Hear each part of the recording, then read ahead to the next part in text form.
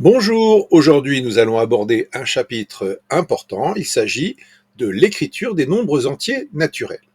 Alors pourquoi ce chapitre est-il important? Parce qu'il est nécessaire de savoir écrire en toutes lettres les nombres que tu rencontreras dans la vie quotidienne, que ce soit pour remplir un chèque ou pour remplir un document administratif.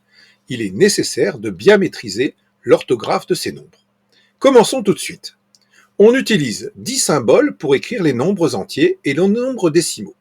On appelle ces symboles des chiffres. Ces chiffres sont, alors tu les connais, 0, 1, 2, 3, 4, 5, 6, 7, 8 et 9. Les conséquences, eh bien, elles sont très simples. La première, il n'y a que 10 chiffres, 0, 1, 2, 3 jusqu'à 9. La deuxième chose, il y a en revanche une infinité de nombres entiers naturels. Et la troisième conséquence, les chiffres sont des nombres, mais les nombres ne sont pas forcément des chiffres. Un petit peu comme les lettres et les mots.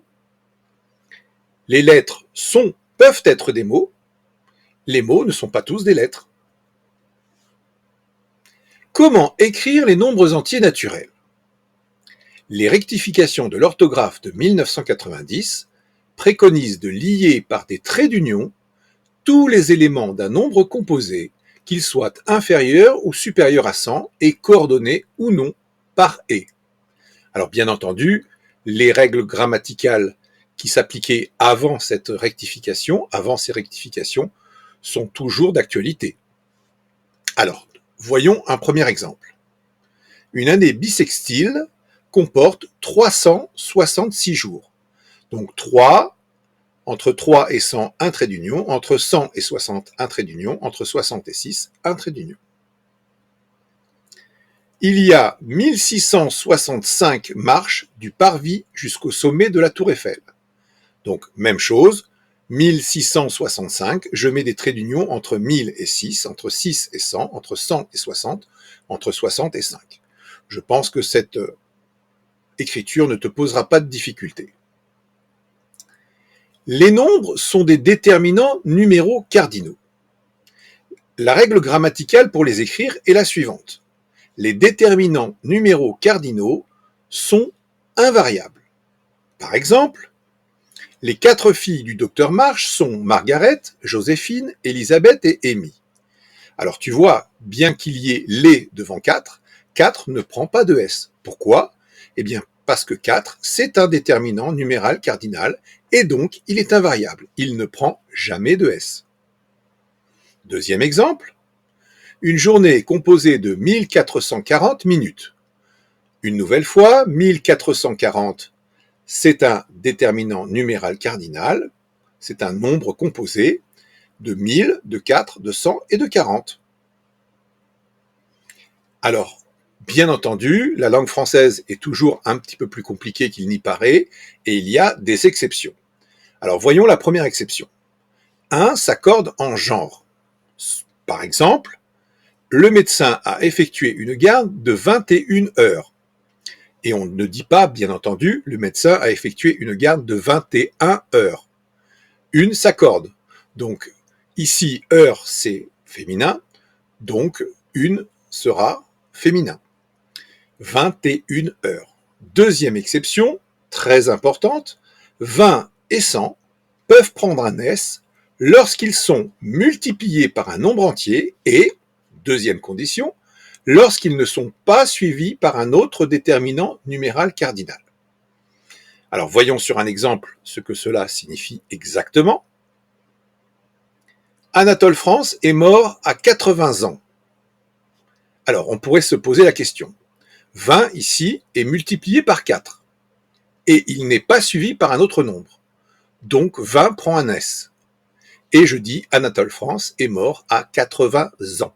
Je peux faire la liaison. Deuxième exemple, Louis Pasteur est né il y a 200 ans. Alors 200, 100 est multiplié par 2. 100 n'est pas suivi par un autre nombre. Donc 100 prend un S. Et je peux dire également, je peux faire la liaison, Louis Pasteur est né il y a 200 ans. Alors, Attention, 120 s'écrit 120 comme ceci, sans S à 20. Pourquoi? Parce que 20 n'est pas multiplié par 100, car 120, c'est 100 plus 20. Donc la question ne se pose pas. 120 s'écrit de cette manière.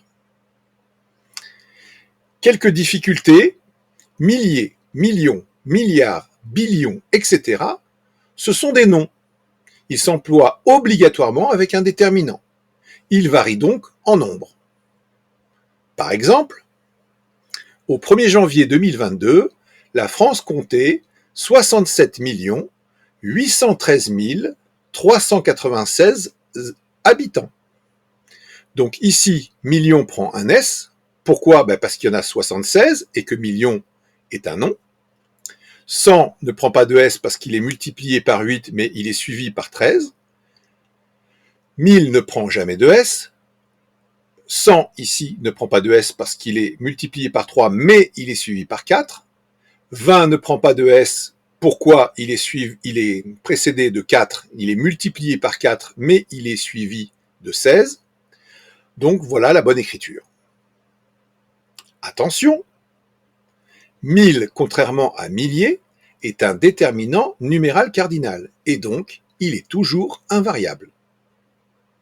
Toutefois, 20 et 100 sont toujours invariables quand ils ont une valeur ordinale, c'est-à-dire quand ils indiquent un rang et non un nombre, une quantité. Alors pratiquement, qu'est-ce que cela signifie? Eh bien, c'est le cas pour les années et les numéros d'ordre. Voyons des exemples pour fixer les idées.